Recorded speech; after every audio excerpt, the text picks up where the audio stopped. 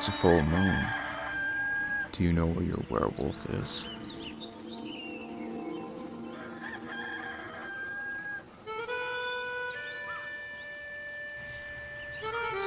Picture this: Alex Hunter, photography freak, hanging out in Wolf Creek. Who lives in Wolf Creek? Alex's Uncle Colin and Aunt Marta. They're professional photographers. Uncle Colin and Aunt Marta are pretty cool. They only have 2 requests. Don't go into the woods late at night, and stay away from the creepy house next door. Poor Alex. He just wanted to take a couple of pictures. But now he's about to find out the secret of Wolf Creek. Late one night, when the moon is full.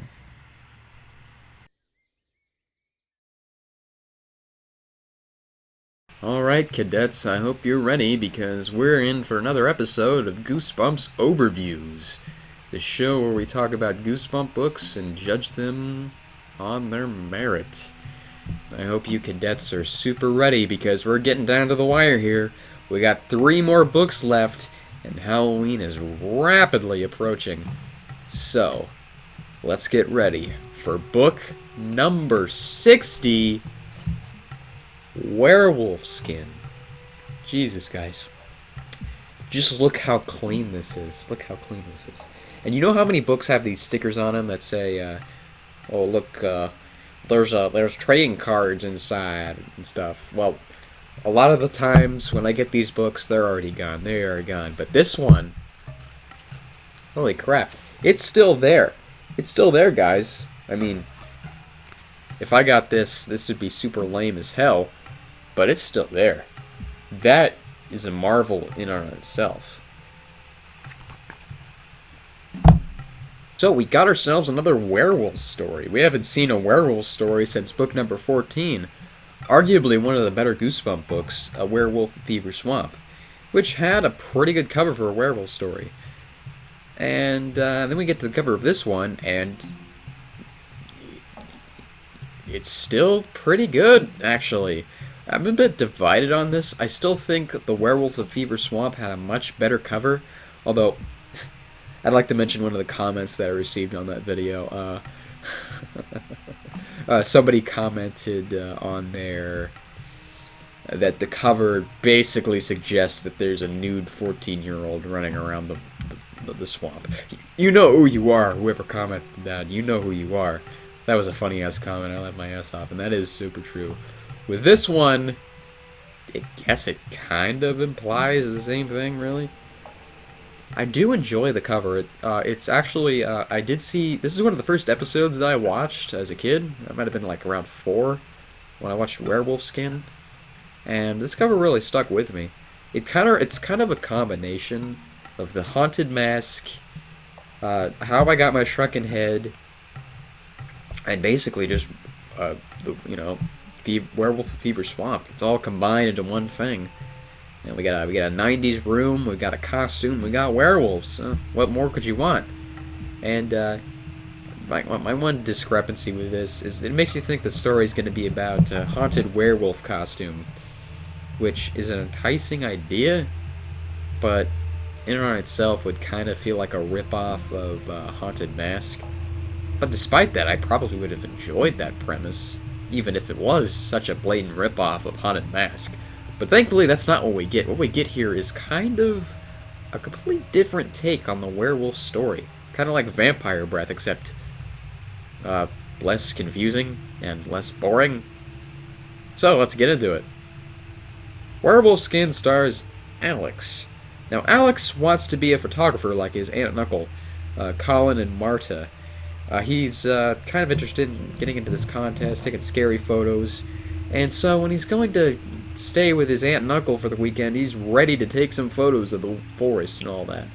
So he gets to Uncle Colin and Aunt Marta's house, and basically, they have 2 rules. Stay out of the forest at night, and stay away from the Marlings. There's rumors going around that the Marlings are a bit Well, the aunt and uncle put it as eccentric, but everyone else says they're werewolves. I mean, if my neighbors were werewolves, I'd call them eccentric too. Oh, that's quite the life choice you've made there. So, where this story kind of changes the werewolf lore is that you can't kill them with silver bullets and all that nonsense. I mean, who even came up with that, right? Well, see, werewolves are just people that they like they're normal people until they put on their werewolf skins. So basically, you get bitten into a werewolf, you turn into a werewolf, and you shed your skin every night, hide it, and then when the full moon is full, you have to go back and put it back on, you know, like a costume and stuff. I mean, kind of.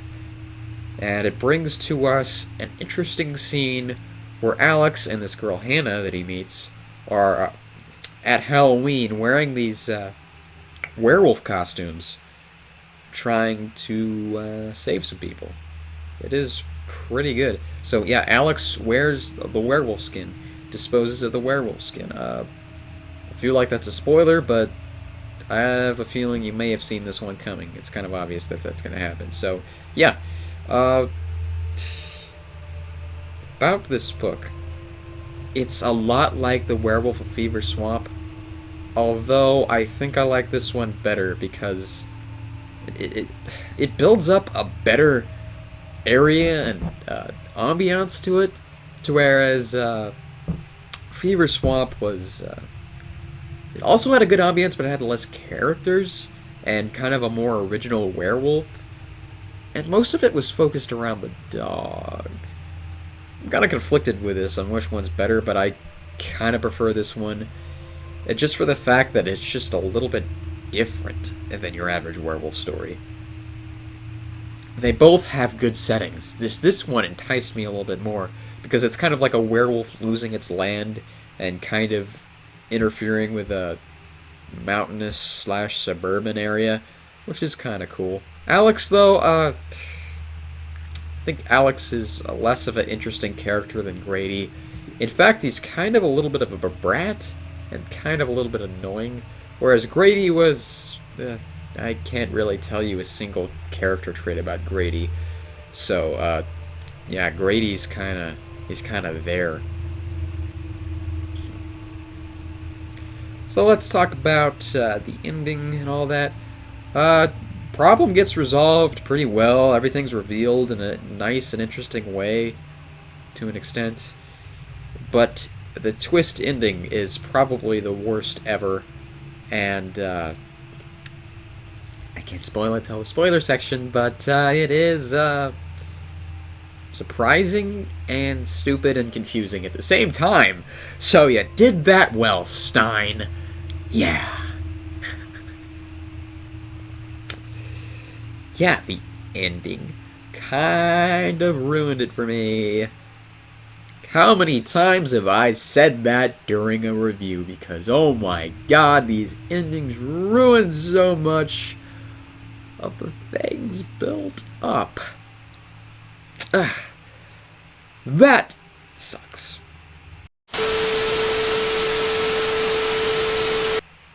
Okay, let's talk about spoilers, because I cannot wait. So, turns out the Marlings are not real people. They're just scapegoats that Uncle Colin and Aunt Marta made up because they're the werewolves and they've been hiding their skins inside the house. So, in order to save his Aunt and Uncle, Alex and his friend Hannah decide to wear the werewolf skins for Halloween to keep their Aunt and Uncle away from them, hopefully stopping them from transforming, which works out pretty well. And, you know, everything's hunky-dory, all solid. I don't really want to mention too much about this because it's just kind of meh. And then there's the ending, which turns out Hannah was a werewolf the whole time, and she kills Alex, presumably. It ends with the story where Hannah just bites down hard on Alex. I'm just gonna say he's dead. Yeah, he's fucking dead. So,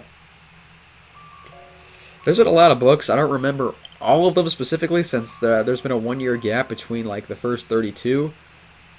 But I'm gonna go on a limb and say this is the first time a Goosebumps protagonist has died.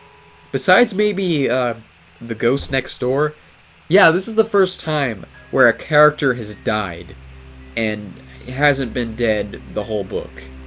That's kind of depressing, actually, but also kind of funny. Just everything with Hannah is just like, we need to make a twist for the sake of the twist, so that's why this exists, and that is just kind of lazy.